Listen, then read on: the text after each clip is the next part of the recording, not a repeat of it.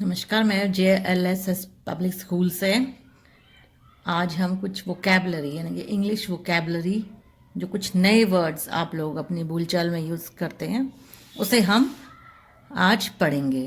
कुछ नए वर्ड्स भी हो सकते हैं आपके लिए, कुछ आपने ऑलरेडी पढ़े हुए भी हो सकते हैं। तो चलिए इन वर्ड्स को हम स्टार्ट करते हैं। फर्स्ट है बिंज वॉच, जो कि आजकल बहुत यूज़ किया जाता है।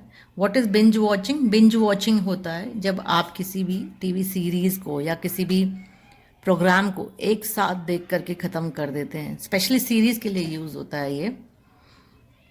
तो वैसे हम कहते हैं बिंज वॉचिंग, जब एक के बाद एक एपिसोड आप उसके देख करके ख़त्म कर देते हैं। So I am binge watching. How do we use it? I am binge watching the series.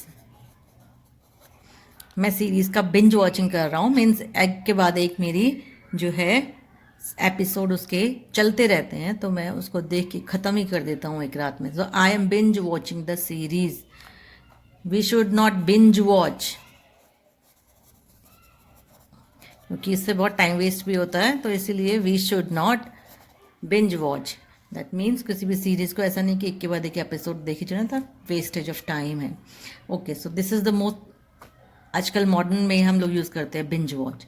Next is on behalf of, यानी कि आप जब किसी की तरफ से कोई काम कर रहे हैं। On behalf of, like I am writing this application, I am writing this application on behalf of my client. मेरा जो क्लाइंट है उसकी तरफ से मैं ये एप्लीकेशन लिख रहा हूँ।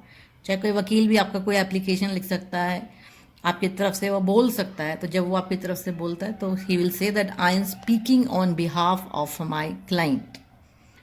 Next is put it of. जब किसी चीज़ को, जब किसी काम को स्पेशली हम लोग आगे के लिए खिसका देते हैं, that means put it off. Okay, कोई भी काम मुझे करना है लेकिन मैं कहती हूँ चलो इसे बाद में करूँगी। Okay, so that is put it off. Okay, like I put off going to gym. Gym जाने को आई कीप पुटिंग ऑफ, यानी कि मैं उसे टालती रहती हूँ, मैं उसको आगे आगे खिसकाती रहती हूँ किसी भी काम को, जिम जाने को। So I put off going gym. Going to gym भी कर सकते हैं हम यहाँ पर आप। I put off going to gym, यानी कि मैं जिम जाने को टालती हूँ। Okay, we should not put off, we should not put off what we can do। जो हम कर सकते हैं उस काम को हमें टालना नहीं चाहिए। We should not put off what we can do, so put it off, किसी काम को टालना। It's a hassle. Next word है हमारा, या फ्रेज कह सकते हैं, it's not a word, it's a combination of some words which means a phrase. So next phrase is it's a hassle. It's a hassle means जब कोई भी काम करने को हमें बहुत प्रॉब्लम आती है, बहुत परेशानी आती है, हम उसे नहीं करना चाहते, तो हम कहेंगे कि इट्स अ हैसल। ओके, लेकिन करना भी ज़रूरी है, लेकिन मेरे को उसको करने में प्रॉब्लम भी आ गई, so that is it's a hassle.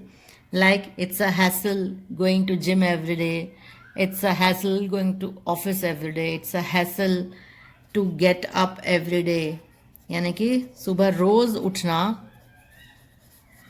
To get up early every day, यानी कि रोज़ सुबह जल्दी उठना मेरे लिए बड़ी परेशानी की बात है। इट्स अ हैसल, मेरे को बहुत मुश्किल लग रही है ये करने में। Next is to wring. W यहाँ पर साइलेंट है। To wring, to wring means जब आप किसी कपड़े को निचोड़ते हो, we say we wring the clothes. Okay, जब निचोड़ना जो वर्ड होता है, ओके, उसके लिए हम रिंग वर्ड यूज़ करते हैं। लाइक कुछ कपड़ों पे आपने देखा भी होगा, लिखा होता है डोंट रिंग, यानी कि उन्हें निचोड़ो नहीं, क्योंकि निचोड़ने से वो कपड़े ख़राब हो जाते हैं। लाइक स्वेटर्स हैं आपके, या ऐसे कोई भी सॉफ्ट कपड़े होते हैं, we should not wring them, कि हमें उन्हें निचोड़ना ज़्यादा ज़ोर से नहीं चाहिए। ठीक है, it's a verb. So next word जो हम पढ़ेंगे वह क्रम्पल। क्रम्पल भी एक वर्ब है। क्रम्पल मीन्स स्क्विश करना किसी चीज़ को, जैसे कि कोई कागज़ है, उसको जब आप मचोड़ देते हो तो वो हम क्या कहते हैं, क्रम्पल। यानी कि जो मुचड़ा हुआ कागज होता है उसे हम कहते हैं crumple. Like don't write your application on a crumpled paper. Don't write your application on a crumpled paper, यानी कि मचुड़े हुए कागज पर एप्लीकेशन मत लिखो. बेसिकली हम पेपर के लिए या कपड़ों के लिए यूज़ करते हैं. जब कपड़ों में बहुत ज़्यादा मचुड़े हुए कपड़े होते हैं जिन्हें प्रेस की ज़रूरत होती है, तो we use the word crumple. The clothes have been crumpled. The clothes were lying there so they crumpled, यानी कि वो मुचड़ गए, वो बिल्कुल जो है उनके अंदर बहुत सारे फोल्ड्स आ गए. ठीक है, तो उस हो जाता है क्रम्पल. इट्स ऑल्सो वर्ब, तो इसका भी फॉर्म चेंज हो जाता है सेंटेंस के हिसाब से. Next is to get into.